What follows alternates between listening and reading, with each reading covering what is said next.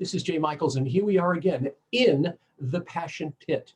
And if you've seen my interview with Justice, the hip hop artist, as well as very soon television personality, then you know we're also looking at the music scene. We're looking at indie music, and we're looking at the music scene in general. And when I realized I wanted to do that, I thought, at last I can chat with an old buddy of mine of more than 30 years ago. This is Larry Flick. Now, I don't have to introduce him, because if you've listened to music for 5 minutes in your life, then you know his name. He has spoken to the movers and shakers of the music industry for how many years have you been doing this? It's 36 years now.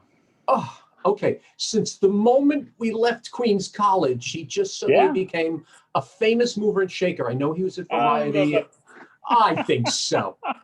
He was at Variety, he Sirius, the whole works, and he's taking a little sabbatical now. So I thought, okay, if I'm going to grab him, I got to grab him now. He's going off to the UK, and he'll tell us all about that as well. And Larry, I'm saying it on the air. I said it 2 seconds ago. I am so happy for you. I remember you way back when, and Columbus High School in the Bronx and Queens College in Flushing are not the most welcoming, happy places. And for someone to succeed from there, I am so happy for you, because your dream has always been to work in the music industry. I remember, like I said, we all did a pilgrimage to see Frank Sinatra at Carnegie Hall. And there, as we're walking there, he says, I want a music library one day. And sure enough, he is the music library. So I'm so happy for you for achieving this. And I can't wait to find out all the stuff that's going on with you. For the two people out there who have not seen you interview everyone from Madonna to Lady Gaga, tell us about you. Tell us about Larry Flick. Well, you're very sweet. Thank you for that. And thanks for having me on. I mean, look at how well you've done. Two Columbus high school boys making good, right? There you go. You know, I was born and raised in the Bronx, and originally wanted to be an actor, just like you. I didn't get to do it like you have, and like you continue to do. But I always loved music, and I was also a writer, and went to Queens College, had fun, and then wound up dropping out for 2 years. That's right. To spend time working in the music business. I toured with Kiss for a little while, and with the Power Station for a little while, and then went back to Queens College to finish up my degree. What did you do with Kiss? What? I just kind of toured with them and made sure they had soda, and you know, I was a PA, personal assistant. You were a roadie for Kiss? Yeah, I know. It was funny. I was all of like 20, 21. Yeah, 21. And when I finished Queens College, I became a freelance writer, and wound up at Billboard, where I was for 14 years. And then a month after leaving Billboard, I wound up at Sirius Radio, which was then just Sirius. Survived the Sirius XM merger, and I am still technically employed by Sirius XM, but I'm on a sabbatical now, taking a break. But I'll be returning in the summer to one of my gigs, which is Studio 54 Radio. And along the way, I've just made a living out of talking to people, and asking people nosy questions and writing about what they've said, broadcasting what they've said. It's been really fun, continues to be fun. I'm not anywhere near retiring. Just taking a little break. COVID year was a tough year for a lot of us. It was certainly a tough year for me. I had it, and nearly died. And so you take that, you take the cost of living demands, you take the fact that my husband of almost 18 years is from Wales, and we have a house in Wales that we finally paid off. So I just thought, I'm going to take a little breather and go live in my house that I never get to see, and maybe start writing a book. So cool. I was going to ask you if you've chronicled your adventures. Apparently, you're going to chronicle. Yeah, I mean, I've been keeping notes here and there. I probably would have done myself a favor to actually write as I was going, but you never think you're gonna do anything that interesting you know? You just hope that you can pay your rent and hope that you can keep getting those assignments or those bookings. And so you don't start to think in terms of what I've accomplished until, you get to be our age. I'm 57 now, I'm gonna be 58 in a few months. And now's when you start thinking, people have been asking me if I was gonna write a book for a while. And I mean, it's a fantasy, who wouldn't love to write a book, right? But it never seemed to be something that was worth considering until I took a breath and started to consider what I've gotten done so far. I think that's what this year has been for so many people. Yeah. They sit back, they finally have a chance. They have to sit down. Where are they going? So this is where they finally say, okay, what do I still want to do? What am I not doing? And I think writing a book, considering your career, I think is tantamount.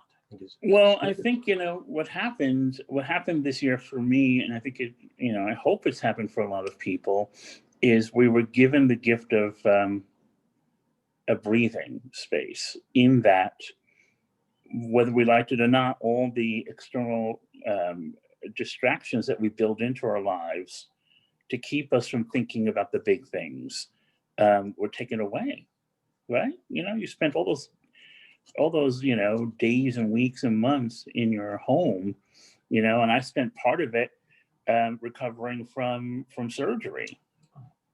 You just start to think, okay, when everything is stripped away, who am I? I don't know who I am. I think a lot of people thought that. I certainly went through that period. I think I have an idea of who I am, but I've still got some more thinking to do. And I think also I've come to realize that you don't really ever have the full answer, but you get an idea of it. So I have a couple of ideas, but mostly I realized during this year that I have been working nonstop, probably since the last time you saw me. I left school and hit the ground running, and really the longest break I've had was the 4 weeks between Billboard and Sirius. I've not been unemployed for 36 years, which is very good luck. Yeah, really. Very rare, especially in our business.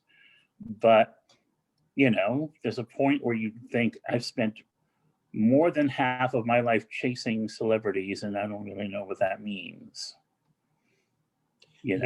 White man problems, right? But really. Still a problem. You've chased a lot of celebrities. Yes, indeed. I've chased a lot of celebrities. Every time I check you on social media, there you are next to another icon, and I thought, he's talking to them now. Oh my God, what have you learned in 36 years of talking to industry celebrities? What have you learned? Well, yeah, celebrities are bullshit. No. No, I'm only kidding. What I've learned is that it's very easy to create a very insular world that loses grasp of reality.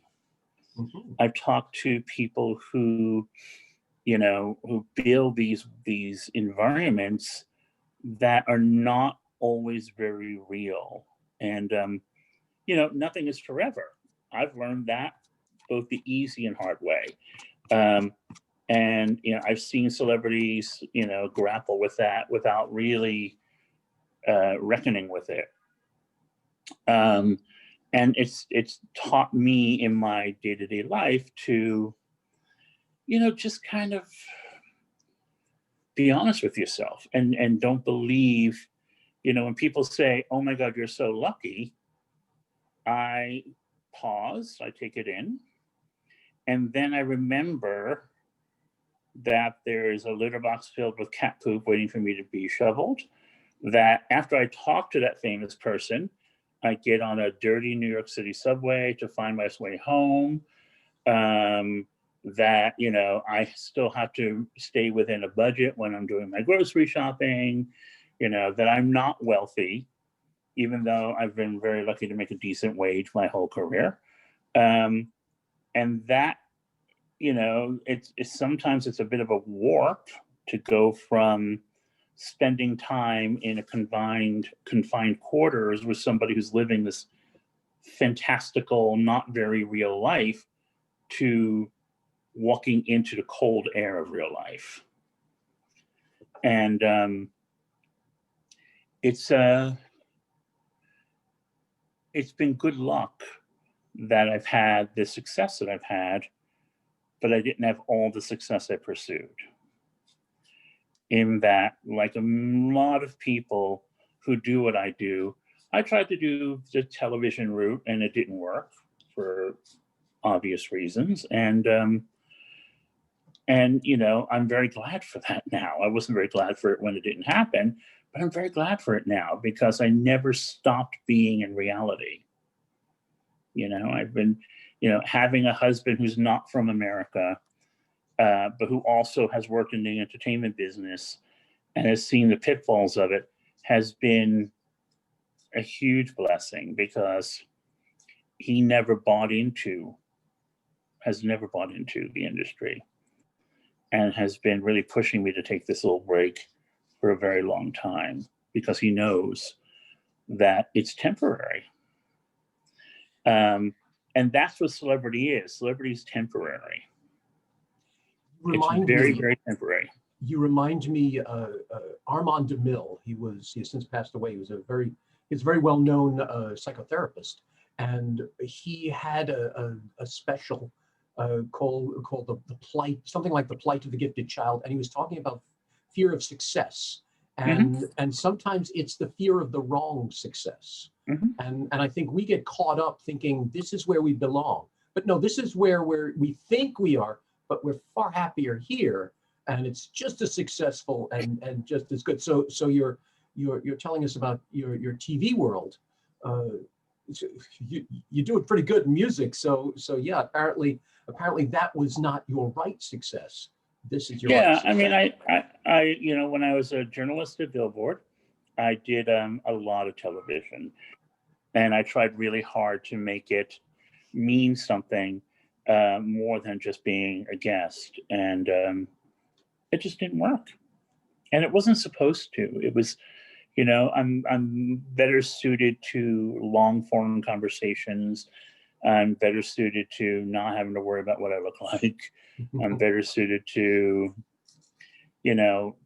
being the person that others come to for a different kind of experience when they want to have a conversation. It's funny because I started out, like all of us in our high school class, wanting to be an actor.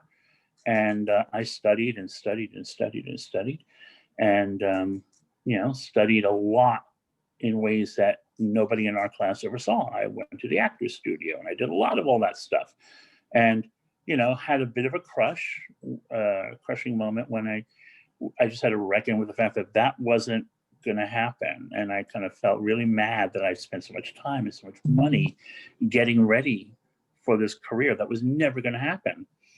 And then I woke up when I was 40 in a radio studio, a Sirius radio, before the XM merger, having to find the courage to talk to people and to talk into a microphone when I'm, as you remember, a pretty shy person, pretty reticent, not very, gregarious in any circumstances. That was probably my downfall in high school, and maybe even my downfall in pursuing acting. But then I remembered all the things I learned in our classes. And I realized that I had to do all of that study with all the great teachers that you and I had. And we had a lot of the same great teachers. Oh, yes, definitely. And put them to use in a completely different way than I anticipated. And so I use all of my theater study every single day because I'm still very shy, very, very quiet. No one ever believes me, including my husband, but I am. I'm actually quite introverted. I'll need to kind of lay down after this conversation today. I completely get it, man. Oh my God, I always tell this to people that I'm shy, and they laugh. They think I'm telling a joke, but no, you're absolutely right. I'm going to lay down also after this conversation. Well, and I remember you did this one thing when you were, because everyone thought, oh, I don't know if people know your original government some name. do, but we could just use the current name right now. Well, so everyone would be like, oh, look at Jay. Jay is like, he's just all laughs and loud, and you were often the lead in all of our productions. You were, oh, remember you used to go, oh. Yes. But one thing I always noticed that you may not realize, that you were always checking people out of the corner of your eye to see if they were looking at you, and to see if they were laughing with or at you. Thank you. And that was your tell. Your tell was that you were performing because you wanted to so badly, but the difference between you and I, or you and me, is that I didn't have the courage to even pretend back then. Whereas you had the courage to pretend, but you were always keeping people out of the corner of your eye. You were always looking like that. It was fascinating. And I didn't really think about that until you emailed me a few days ago about doing your show. And I thought, what do I know about him that I could mention? And that was it. And it was that, yeah, you were actually, people would be shocked because you were always the star of the play, and you were funny, and you people loved you. Oh my God, they loved you. Oh, I wanted to be you in high school. Oh my goodness, I hope that's changed. God, oh my God. I wanted to be Jay Michaels in high school. Oh no. And that's not a lie. That's not a lie, because you were funny and the teachers loved you, and oh my goodness gracious. And I was just like, and it was also kind of like, I was so jealous because you were just a regular looking dude, right? You weren't like our class Lothario, and we saw how that turned out, right? Yeah, really. And all of that, and so it was just like, oh, fuck him and his fucking bold ass. And then so there you go. I never told you that, but now I'm telling you. Oh my God, you are embarrassing. It's only taken 35, almost 40 years. Oh my God, I really appreciate that. And I got to tell you, I've admired you over the years so much because of your drive and your dedication and everything. So to hear you be so humble also, I'm like, really? Oh, I'm like, that's great. I think it's because we both, we know each other, not only because we know each other from, in real life, but, there's a certain amount of performance that is required. I was talking to somebody, this big, I don't know if you follow how much you follow the gossip rags, but Tom Girardi, who was involved with the Aaron Brockovich case, and he's married to one of the Real Housewives of Beverly Hills, and all hell's breaking loose because he's basically being outed as a Bernie Madoff type figure.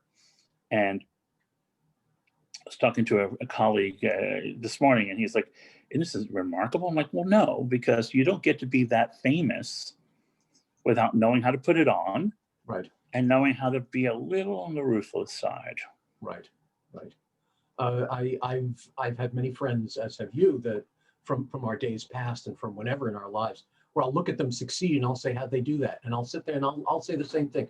I guess they had to do that. That's something they had to do. You almost rationalize the dog eat dog.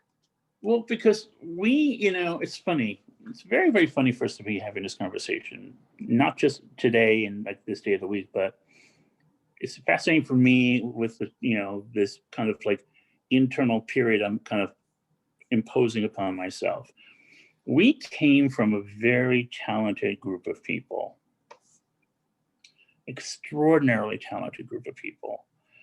And, at best I was on the fringe of that group. I was sort of like the geeky mascot of the cool kids. And so many talented people, beautiful people who were really poised for anything they wanted if they really wanted it. And, the stories told a different outcome for a lot of people. And that's not to say that they're less happy or less valid or less anything. But in that moment, we were all gunning for the same thing. It's right? it's falling out of the nest. You know, Yeah. every bird gets hatched beautifully. It's how they spread their wings. So yeah, it's and what they realized, maybe they wanted that, you know, that wasn't really right for them, or maybe they just could not make those hard decisions. Thank you. Yes. You know, and you know when to play ball. You know, I'm not going to pretend that the world fell at my feet because I wanted it to. I played ball, dude. Hell yeah. You know, I hustled. I interviewed you know, I always joke when people say, "Oh my God, Madonna did your radio show." I was like, "Yeah." 10 years after I used to interview spaghetti sauce manufacturers and gay shoelace designers, you know, you know, to be completely, you know, vulgar, you have to suck a lot of dick in our business. Understood completely. You know? Understood completely. And even my colleagues at the time were like, you know, when I started to rise above the pack and started to get those great bookings, and you know, it was like, well, why is he getting it? It's like, because he didn't say no to the publicist who. My breakthrough moment was when I booked Kate Winslet on my first ever radio show. And it was a baby show. I think I had like 500 listeners. And the show with more listeners, slightly more listeners, wanted her and they didn't get her. And I got her. And the question was, who the hell is he? Why is he getting her? And it's like, well, you remember that Israeli one woman, you know, that Israeli bisexual woman who had one woman stage piece that she was trying to promote? You said no. He said yes, because he did his research and he found out that was also the publicist to Kate Winslet. And so when Kate was available, he said, you know what? Nobody wanted to talk to that Israeli bisexual actress except him. I'm going to reward him. That's really interesting. Gotta suck a lot of dick.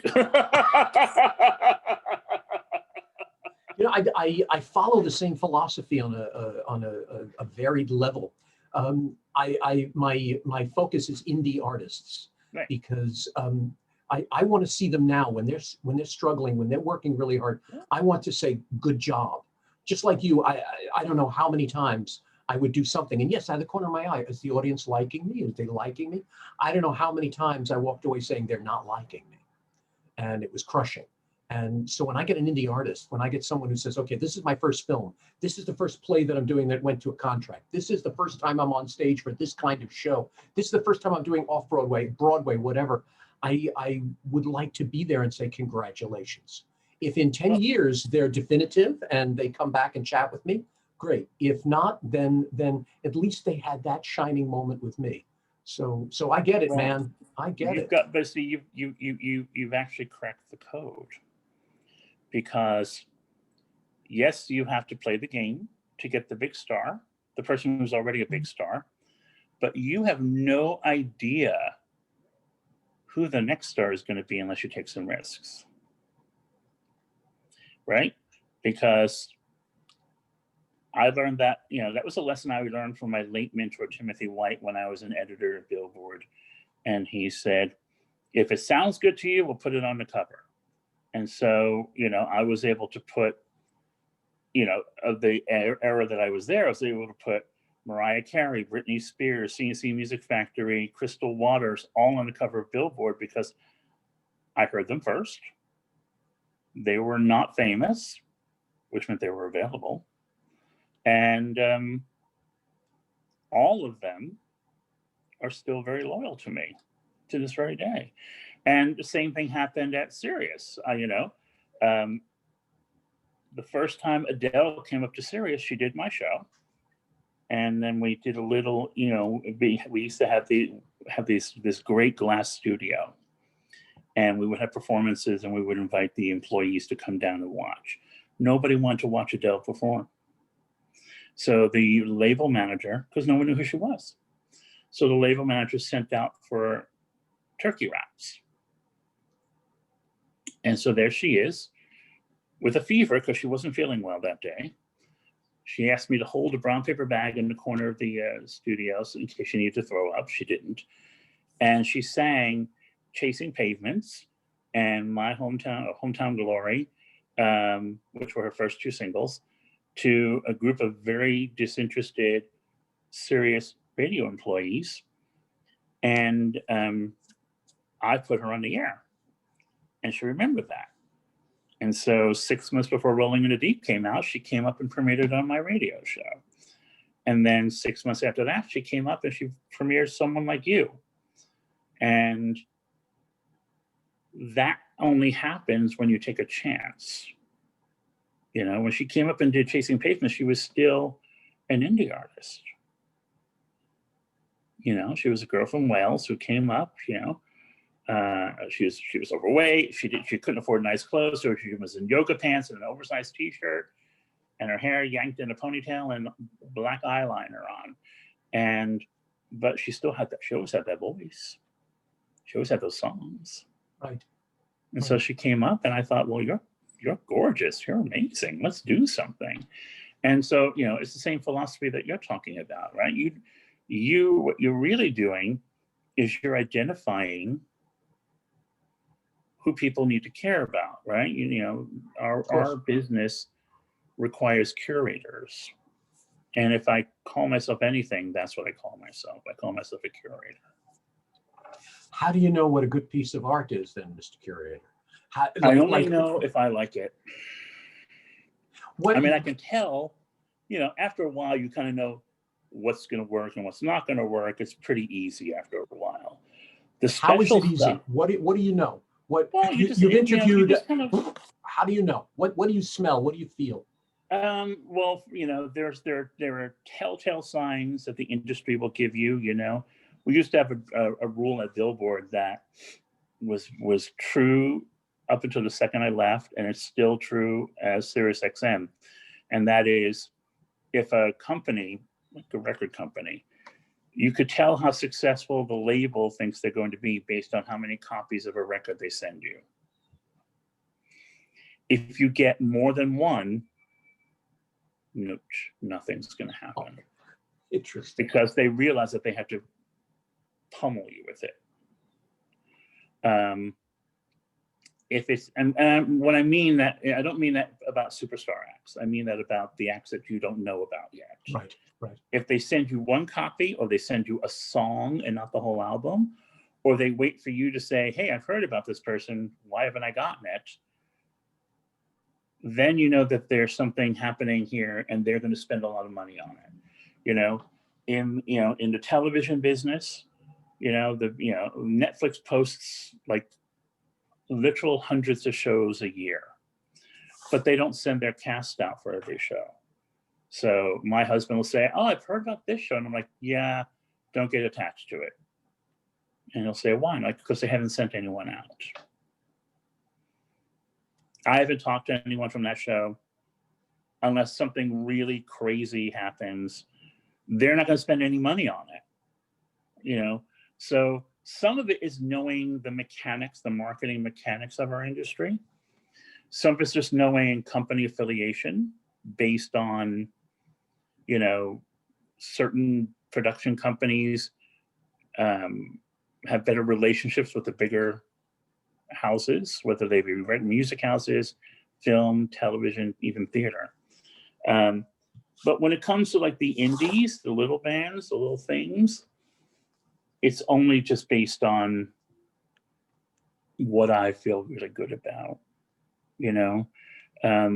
Adele broke at the same time as a record called, what's that record called? Like a G6 by a group called Far East Movement. Great record, but it was as clinical and electronic as a record could get. And I thought, okay, we've reached critical mass on this sound. The only way to go is counter-programming, and Adele was counter-programming. She was all organic, no programming, no processing, dry microphones, and you just thought, okay, well, if she can find the right ears, it'll happen. And she did. So, you build an intuition after a while, but you also just really hone your taste. There are many things I think are very special that never succeed, but I've got a good track record. I was going to ask you, is there anyone out there that you just said, oh, they should have because they're just so good or they have such heart? Oh my God, there are so many. There are countless. There are countless. The great thing about the digital age is the democratization of music. But the worst thing that ever happened to music is the digital age because of democratization, because there's just too much for any one human being to consume. So you have to then rely on the curators. You have to rely on someone like you, hopefully someone like me, someone whose tastes line up with yours, right? So I know enough about what you're interested in so that if you say a certain kind of movie or a certain kind of theater piece is really good, I know I'll probably really like it because my tastes line up with yours, because you and I agree more than we don't. Right. If I think you're usually wrong and you say this is the greatest thing ever, I'm probably going to go to that last because we don't usually agree. I'm looking for someone who really knows who I am. That's, and so the challenge now is not just to find the great music, movie, TV, books, and film. The job of the consumer is to line up with the curators that also match, that they also feel strongly about, so that curator can do some of the legwork for them. Do you think it's a harder job for audiences? I remember the good old days, as I'm sure you do, the top movie, the number one film, the number one TV show, the number one song, and all of that. Nowadays, there's no such thing as a number one anything anymore. No, there isn't. There's about 37 number ones at any given second. Right. Is that more of a challenge for the consumer, or is it beneficial to them? It's more it's more narrowcast, so that if someone says, I have the number one indie movie, then just by nature of what that moniker implies, you think, okay, I like indie movies. I don't like green screen. I don't like superheroes. I don't like this or that or whatever. That, it helps. It helps a little bit. But I think the fact that you can have, a number one record, for example, without selling a copy, just proves that the whole charting system has kind of become useless, because it's not really monitoring what people are really consuming, unless you go to the tried and true.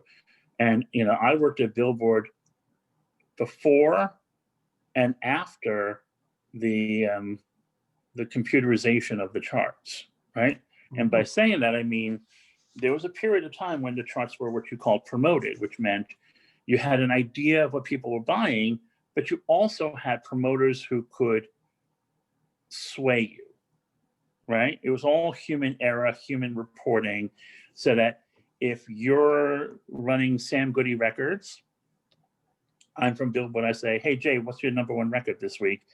And you say it's, the new Katy Perry record. Well, it might be your number one selling record, or it might be the record from the label that you are accepting a favor from. As soon as we had SoundScan, that went out the window. Well, sort of, because then everything was digitized. Of course, then you had people gaming the system by releasing, a Michael Jackson record. You Are Not Alone went to number one solely on the basis of it being sold for 29 cents at gas stations. Wow. So there's always a way to game the system. Do you, how can I phrase this? Do you think an audience nowadays is willing? Yes, they go for their curators. I know I do this with films on Netflix.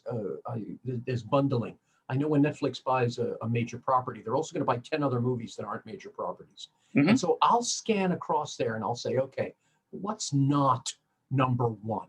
Oh, that looks interesting. Let me take a peek at that. And it could be the worst film, it could be the best film, and no one's paid attention to it. But I'm going to go to it just because it's there. Do you think audiences are savvy nowadays and are saying, okay, I love this, I got this, Larry told me all about this, I'm going to go listen to it. But what about this guy here? Do you think we have that kind of savviness in our audiences? I think so, but I think that only comes with time. By time, I mean by having enough time to do it, right? Mm-hmm. So that's probably how people are consuming pop culture right now, because right now we're not doing anything but watching TV. Right. We're not going to theater plays so you think, okay, I've seen everything. See, the name of the game for the average person, but the name of the game for those lesser known properties is to tough out the trend of any big moment and then be discovered after, right? So there was that period of time when everybody was talking about Tiger King. I never watched it, but everybody was talking about it, right? So that we had to get to the point where that was over, and then we could say, oh, so what else do they have that's, maybe in this realm, or like, I like unscripted television personally. So, I'm always interested in the reality shows that Netflix, for example, buys. And, I'll start with what's everyone's talking about, just so I know what everyone's talking about. I can understand it. I can make reference points. It's actually kind of my work. But then for my pleasure, I start to look at the things that nobody else is talking about just for fun. And if I find something that I really like, then it becomes work, because then I want to start talking about it on the air. Right. But I think people are smarter and more savvy than ever. I think the original breakout success of EW, Entertainment Weekly, was evidence that people wanted to start to learn terms like showrunner and director and screenwriter and all of that.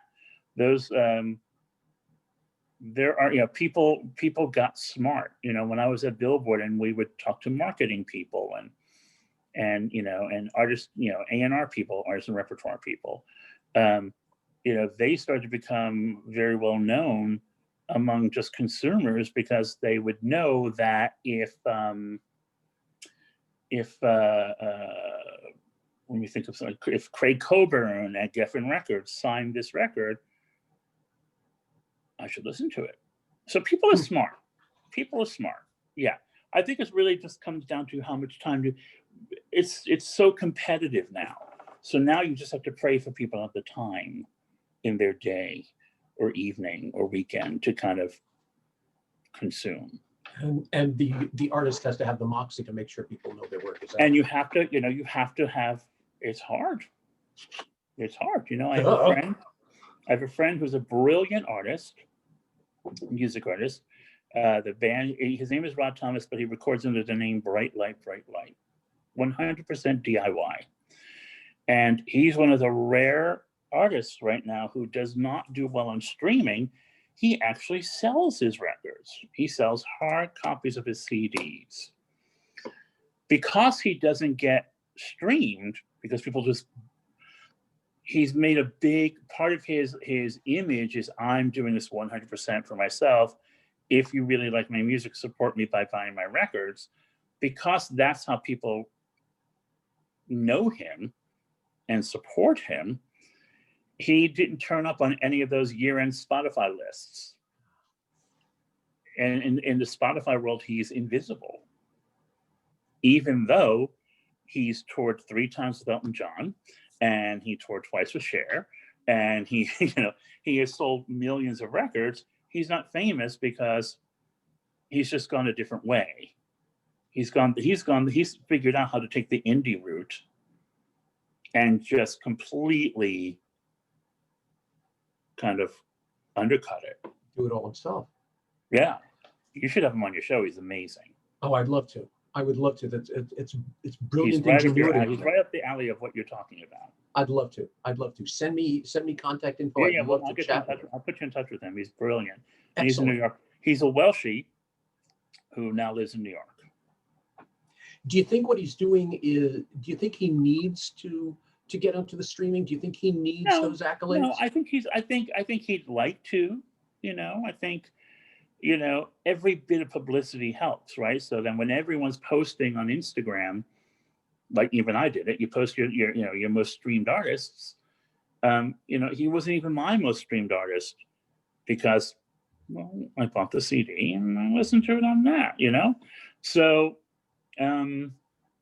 it gives you a press release to send out. It gives you something to talk to people about. It adds to your quote story as you're trying to do more than just get by, Yep. It's interesting. You're tapping into something which I've been fascinated with since this lockdown. The concept of fame.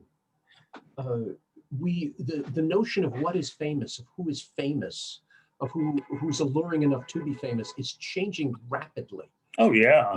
Now I have seen great changes in theater since this, because theater suddenly is becoming a great hybrid. You get between Zoom plays and things becoming independent films. The Fresh Fruit Festival, a client of mine, they're now doing radio plays. Before that, they took plays and made them into independent films. They're changing their thought process because of this. How do you think all of this, when the doors reopen and we're all vaccinated and we all can get on the bus again, how's the music industry going to change, or will it change? I think the music industry is going to. I actually don't think the music industry is going to change very much. I think it might be the least affected because musicians have long been trying to kind of bypass the big machine system. I think you're going to see a lot of tours. I think you're going to see a lot of people out there trying to make money. The question is, where are they going to play? Clubs are closing permanently. Yeah. All over the country, all over the world. I think, for others, theater in particular, I think there's going to have a huge change. I think, the elitism of theater is gone. Dead. Because it's going to be a very long time before people, fork over dough to do theater runs to New York like they used to. So they're going to have to start figuring how to produce plays and shows without the roller coaster effects that they spent so much money on, which drove the ticket prices up. And they're going to have to become much more democratic, much more available to everybody, including New Yorkers. I think theater will probably change the most out of all of this. I the most, because they're the ones who can't quite figure out how to effectively work right now. Television's figured out how to go back. Film has figured out how to go back. Music was the first to figure out how to go back. Because music, my business, the radio business, is going to change forever. For a couple of reasons. Because first of all, the average radio station that does what I do has traffic of upwards of 50, 60 people a day in one room on one microphone. Those days are over. No one will do it. Wow. I promise you, no one will do it. Also, I did my show for most of 2020 the way you and I are working right now. I haven't worn long pants and shoes to work in a year. And the thing is, the celebrities love it. They love it. Nobody's looking to get on a plane. People, here's how you know it's never going to go back. Because if people are not getting on planes to do Ryan and Kelly or Kelly and Ryan, they're not going to get on a plane to do a radio show. Right. And right now, every major talk show, I've got the Rachel Ray show on my TV screen as we're talking. I'm looking at it right now. This show is 100% on Zoom. She broadcasts out of her kitchen on a Zoom camera, and she just punches people in on Zoom. Kelly and Ryan, Zoom. The View, Zoom. Tamron Hall, Zoom. They're all on Zoom. No one's going back to studios, at least not at least for a few years. The playing field is leveled. You know, your Broadway actors sitting talking to you from the same living room as your great American pop star, as your brand new artist out of school. And the only Broadway shows that are likely to survive are the jukebox musicals, right? So like Jagged Little Pill's probably going to survive because it's connected to an iconic album. The Tina Show will likely survive because it's connected to Tina Turner. And then the rest of them, Godspeed. You don't think we're going to see the Music Man for a while, and Phantom's not coming back? I don't think we're going to see the Music Man for a while. Wow. I don't. I hope I'm wrong. I would love to be wrong. I love theater. But I think that right now, the producers of theater in particular, are, I hope, wisely reimagining what it looks like. And I know one or two, that's exactly what they're doing whenever I've spoken to them. And I think they're also really, I hope they're wisely looking at what they think people want to see, right? So that when I think about one of the first theater productions that tried to do something in theater, it was Godspell. Yeah. It was Godspell. You know? It's going to be very interesting. I hope it comes back with a vengeance, but I hope it comes back renewed and daring and exciting and a little bit more accessible. Well, the big plague happened during Shakespeare's time, and he wrote Othello and Hamlet and all of them during his plague. So, yeah. So hopefully the same renaissance. You know, I think you were in the same class that I was when our dear Dr. Dzik took us for our first Broadway musical, and it was a chorus line. That's right. That wasn't my first. I went to see the Magic Show, Doug Henning's Magic Show. That's because you were cool and your parents took you to shows. My father was a salesman. He got free tickets, period. The rest of us poor schmucks had to wait for our teacher to take care of us. And, you know, but I remember even back then, you know, looking at the price, and the price was like $35 a ticket. Yep. You know? Yep. And many will argue that was the heyday of the musical. Okay, I'm still a golden age musical guy, but I know you understand are. your point. Yeah, I know you are. I'm a '70s musical guy. Okay, there you go. You've always been more cutting edge than I've been. So there you go. Now you're talking about. I was a little more rock and roll while you were listening to Sondheim. Thank you. Well put. I still do. So now we're talking about emerging. Now you're going on a well-deserved break. You're going to your castle in England. Well, it's not a castle, but it's a nice little house. There you go. What do you want to do when you finish this respite? When you return, what do you want to do? I want to find a new way to broadcast. I mean, I could very easily and very likely will go back to Sirius XM in some fashion. I do Studio 54 in addition to my interview show where I DJ disco records. I would like very much to do that because it's fun. But I would like to reimagine how I do what I do and do it from there. Meaning, you know, what are some of the new conversations we need to have? What are some of the new people I should be talking to? You know, celebrities have not fared well during this pandemic, and for good reason. So who are the new and interesting people to talk to? I want to figure that out while I also ponder finally writing that book. We'll see if it gets done.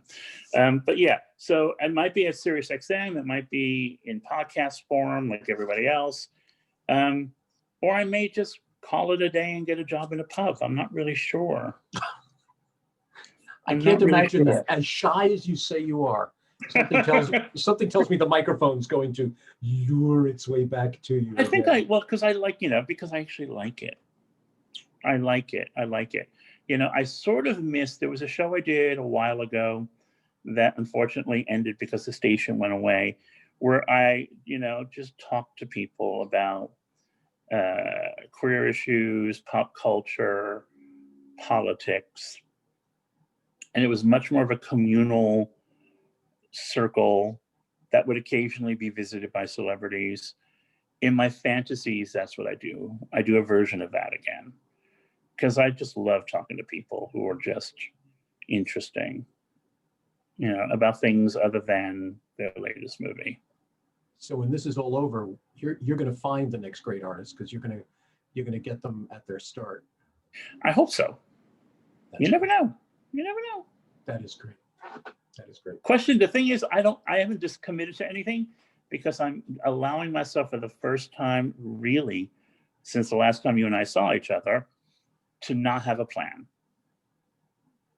I envy you so immensely.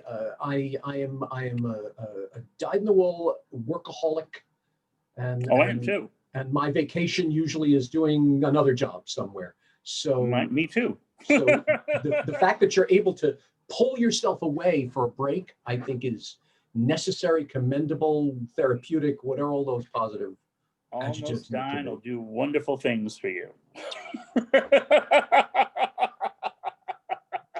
You're the second person. I don't recommend it to everybody, but I will tell you, it does miraculous things to your point of view. I interviewed a horror filmmaker not long ago, and his wife almost died from COVID also. And the steely resolve in her eyes when I asked, well, after this, why would you want to commit to try to do, and their thing was they're doing the first horror movie done in pandemic. And so I said, why would you want to do such an arduous task? And she says, because this is the time to do it. And I didn't have to even ask her what that meant, considering the near death. It's like, okay, she woke up and said, this is where we're going. Yeah. I'll tell you, the best piece of advice, one of the great things about what I get to do is I get to talk to really smart people far smarter than I'll ever be, and ask them for advice. And I've got two pieces of advice that I use whenever I can. One came from Larry King, who just recently passed on. I was asking him for interview tips, and he said, ask the questions that you personally need answers to. Everything else will fall into place. And I said, really? He said, yes, because then you'll be so interested in what they're saying that you'll actually listen. And listening is how you get a good interview. That's great. And then the second piece of advice I got, actually, and is the best, it's become the thing I try, and I fail very often, but it is the mantra of this new adventure I'm taking. It was from Valerie Harper in one of the last interviews she did with me on my show on Sirius XM. And I said, so what do you want to tell people? And we were sitting next to each other in my studio, and and I loved her, as all of us did. And she grabbed me by the wrist and she goes, do not miss your life.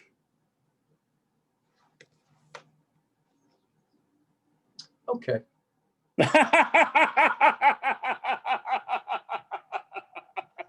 Do not miss your life. And don't we all? Yeah. And don't we all? Brilliant. Brilliant. I'm going to give you one criticism. I offer one criticism to you. Stop being so freaking humble. You're very kind. What you have done is majestic. You have, you're a sage. You've brought amazing wisdom to people. You've interfaced with the great and the soon to be great, and you've shared it with the world for nearly 4 decades. I failed math in high school. Nearly 4 decades. You are to be commended. Take your break, write your book, and come back like gangbusters, because the world needs you. That's as simple as that. People like you should not go away so fast, because people like you, honest, wholehearted artists, we need them. We need them, especially now with the playing field level. We need people like you to knock on doors and say, hey, let's chat. Larry, it's been amazing chatting with you. Thank you so much. God, I learned so much from this. Well, I look forward to us just kind of hanging out on the Zoom without the microphone sometime. Yeah, please. Yeah, please. I'll take off the headsets. I won't wear my repertory jacket. You are too kind. Oh my God, he looks just, let me tell you something. He looks just, he's one of those guys who grew into his looks. You look just like you. Thank you. Thank you. Well, we both did. I think we're both more distinguished now than we were back in those awkward. But you have your hair, and I don't. It's gone. This is a masterful thing of Trumpian proportions of pulling something forward, moving something to the side, and then having the headset cover anything else. So. Oh well, yes, I know. So I know the art of the good headset. So I appreciate you not noticing the tortured forward hair. Thank you so much. Yes, let's chat. When do you leave? When are you in Maryland? I leave on February 12th. February 12th. Okay, so still time. Okay, great. Let's chat. Keep in touch. Tell me what's going on. Of course. It's and I'm really happy for you, man. Like I said at the beginning, you earned it. People can talk all about the nice things to say, but here's the simple fact: you earned it. Where you are, you earned being there. So if anyone should reap such a reward, it's people who climb that ladder one rung at a time, and you definitely earned it. You have my hat's off to you. Really well done all the way around. Thank you so much. Thank you. Thank you for having me. Oh, my pleasure. My pleasure. And here's to Columbus High School. Indeed.